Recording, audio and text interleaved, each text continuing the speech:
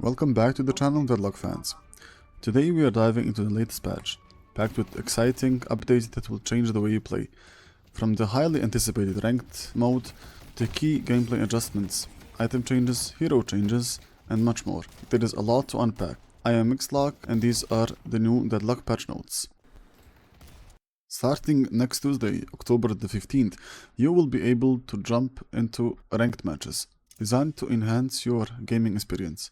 But there's a twist. This mode will be available during specific time windows, from 1 PM to 4 PM and from 7 PM to 10 PM local time. This means that player can queue for matches focused on quality gameplay when everyone is actively playing. To access ranked mode, you will need to have played at least 50 games, and remember, if you have any behavior-related restrictions, like voice or text bans, you won't be able to join the queue. This ensures a fair and enjoyable environment for all players, we hope. Ranked matches will be solo only, and you will be matched with players of the same medals. There will be 11 medals in total, and each medal will have 6 levels, giving you a clear indication of your skill level compared to others. Here is where it gets interesting.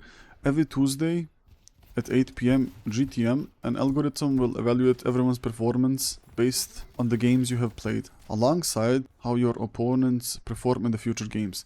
This means that your medal will only be updated once a week, allowing for a comprehensive analysis of your skill, rather than just fluctuating after every game. But there is a catch. To earn a rank for the week, you need to play at least 7 games. If you don't meet these requirements, your medal will be marked as undefined until you play enough to qualify. Now let's dive into some of the key general changes in this patch that are sure to enhance your gaming experience. First up, we have a new casting mode, Quick Cast. This new feature shows the range and radius of your abilities while holding down the key, then cast instantly upon release. Now you have more control than ever with 3 modes to choose from: Instant Cast, Quick Cast, and Confirm Cast. Next, there was input buffering added for abilities. This means if you cast an ability and quickly follow up with another during its cast time, your next ability will fire seamlessly. No more missed chances in critical moments. Also, sharing your favorite build just got easier.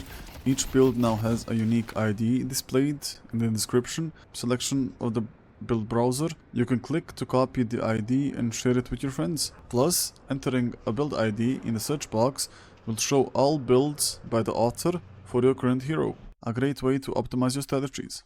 And for those who enjoy playing with friends, private lobbies now allow to swap players between teams with just a button press, and you can even randomly shuffle players if you want to mix things up. Plus, they've added an option to allow duplicate heroes in private matches. Will be interesting, I guess. And here are the strategic adjustments you do not want to miss. Certain heroes like Ivy and Dinamo now have increased priority for duo lanes. This means that you can strategize your lane composition and capitalize on their unique strengths in those key positions. Adapt your gameplay and take full advantage of this tweak for a more competitive edge. Now, let's dive into some juicy and exciting gameplay adjustments. Troopers' attack range against lane guardians has been reduced from 13.5 meters to 12 meters, bringing them closer to the action. Plus, players now need to be within 19 meters to engage the lane guardians, basically above the ramp, encouraging more strategic positioning. Guardians have also received a buff. They now take 70% less damage from troopers at the start of the game, but gradually decreasing its immunity over time. This means that you'll need to think twice before launching an all-out assault on the enemy under tower.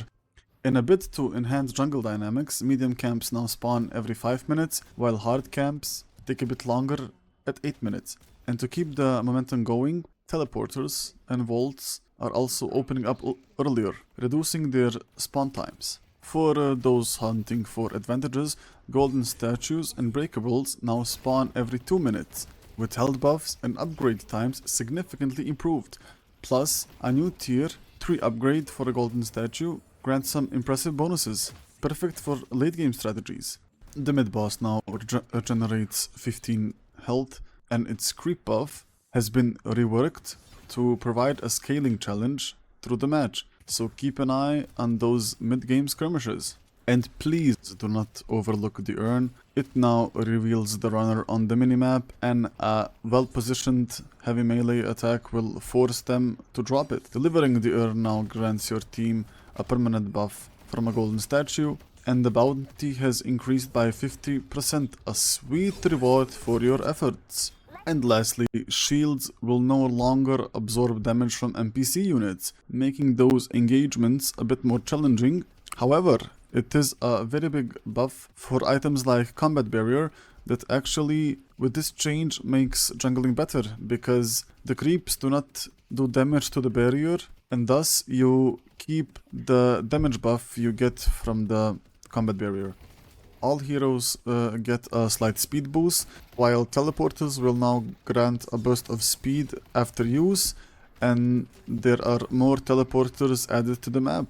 With these changes, the gameplay is set to become even more dynamic and strategic, so get ready to adapt your strategies and dominate the battlefield. Now let's break down the recent weapon, vitality and spirit item changes, focusing on the buffs and the nerfs that will shape your gameplay. Starting with the weapon items: basic magazine, long range, Tesla bullets, alchemical fire, vampiric burst, spiritual overflow, and my personal favorite, frenzy, all got buffed. Meanwhile, monster rounds, restorative shot, melee charge, ricochet, all got nerfs. Now moving on onto vitality items: extra regen, extra stamina, fortitude, life strike, and leech, all got buffs. Meanwhile, healing right, enduring speed, return fire, combat barrier, all got nerfs. And now finally, let's look at the spirit items: extra spirit, withering wisp, knockdown, and improved spirit, all got buffs. Meanwhile, ammo scavenger, escalating exposure, mystic reverb got nerfed. And finally, last but not least, let's dive into the latest hero changes, highlighting the buffs and the nerfs that will be impactful for your gameplay.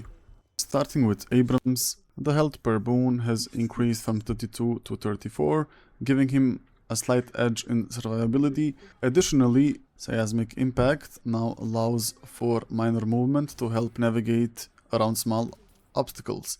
Base health has been reduced from 600 to 570, making him a bit more fragile. Now moving on to Bebop. Rest in peace, my robot friend. Sticky bomb growth has been enhanced from 2.4 to 4% per stack, but now you can have a maximum of 15 stacks.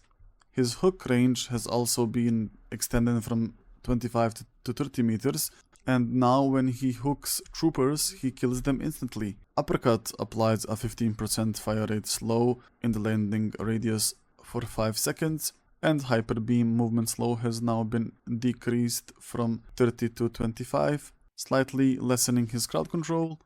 Also, Hyper Beam duration does not scale with Spirit Power anymore, and if Bebop dies, he loses 2 stacks on that. So basically this means that Echo Shot, the double bomb Bebop is dead. I guess Bebop players are in shambles now.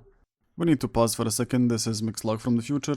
They have actually reverted some of the nerfs that they have put on Bebop. Sticky Bomb no longer has a cap of 15 stacks. Sticky Bomb scaling reduced from 4 to 3, which actually increases the scaling for a 0.5%. Bebop still loses 2 stacks on that. Hooks do not kill troopers instantly, and Hyper Beam duration is increased from 10 to 11 seconds. I guess that Double Bomb Bebop is still in the game. Congrats! Now let's move on to Dinamo. Quantum Entanglement cooldown has been increased from 12.5 to 15 seconds, but Tier 3 upgrade now reduces cooldown by 4 seconds.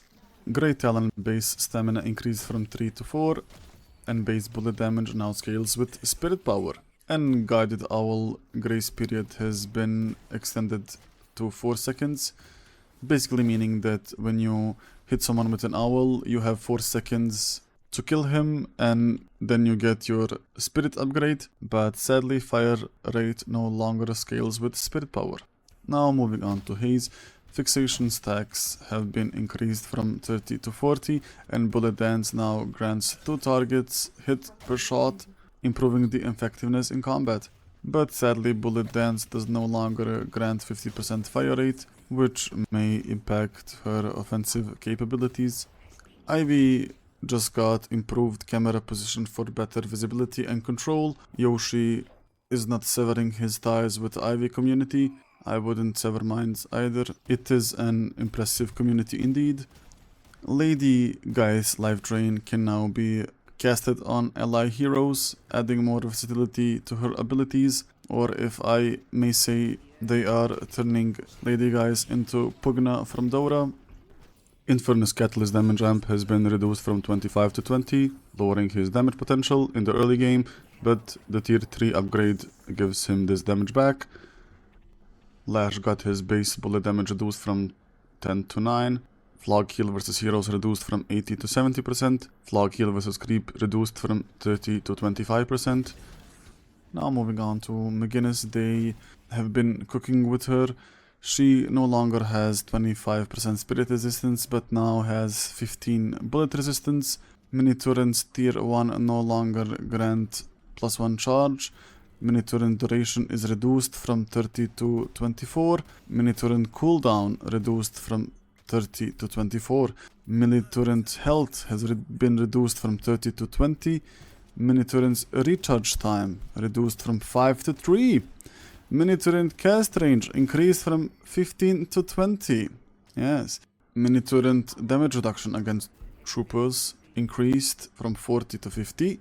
Mini turret damage reduction against objectives increased from 60 to 70. Mini turret spawn time reduced from 1 second to 0.25 seconds. Mini turret's attack delay reduced from 0.35 seconds to 0.2 seconds.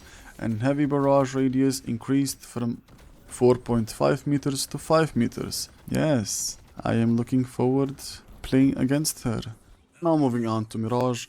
Enemies that have already been hit with fire scarabs now let the next scarab projectile pass through them.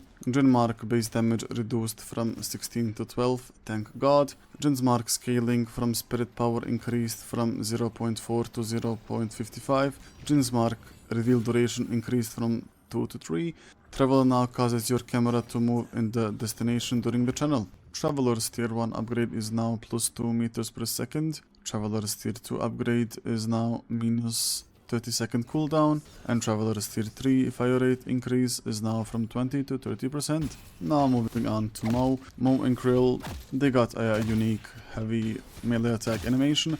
Combo tier 1 now grants plus 30% bullet resistance while channeling. This is a well-deserved upgrade, I would say. Mo and Krill combo cooldown reduced from 95 to 75. This is an amazing buff for Mo and Krill.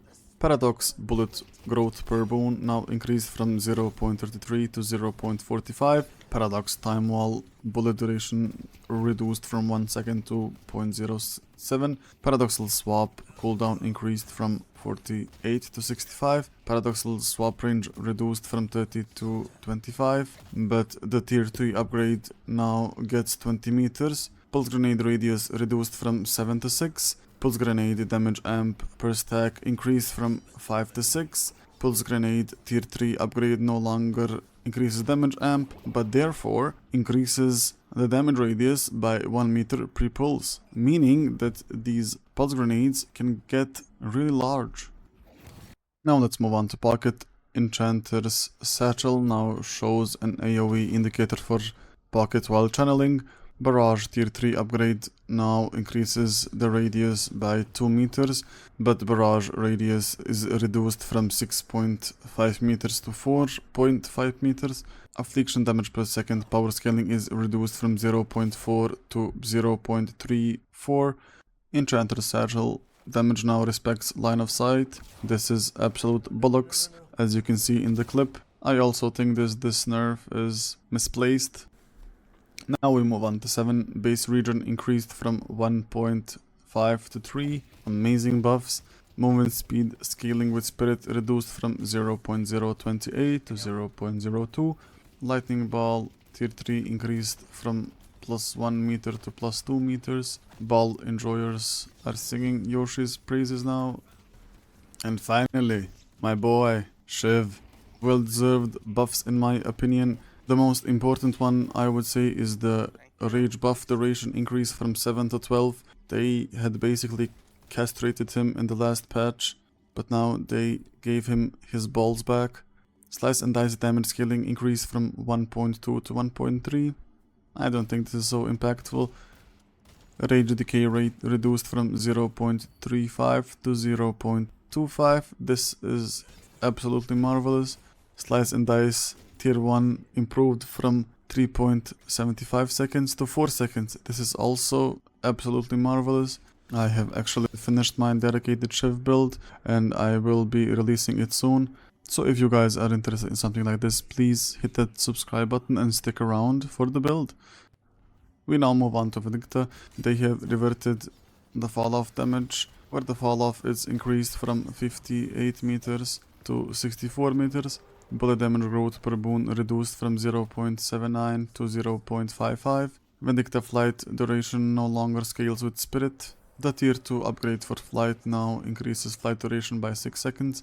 Flight bonus movement speed above base now scales at 50% effectiveness. She no longer has a 10% base bullet resistance.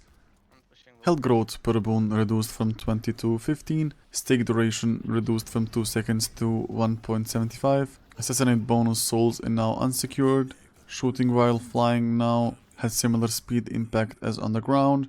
Crow familiar percentage damage no longer affects mid-boss. Flight air acceleration decreased a little, and gun cycle time increased from 0.22 to 0.26. Overall, well-deserved nerfs for Vendikta.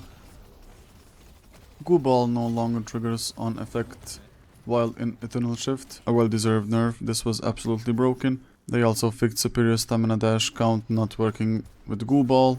Goo Ball stun duration reduced from 1 second to 0.7. Splatter base damage reduced from 100 to 90. Splatter tier 2 reduced from 70 to 60. Splatter spirit damage scaling increased from 1.5 to 1.9.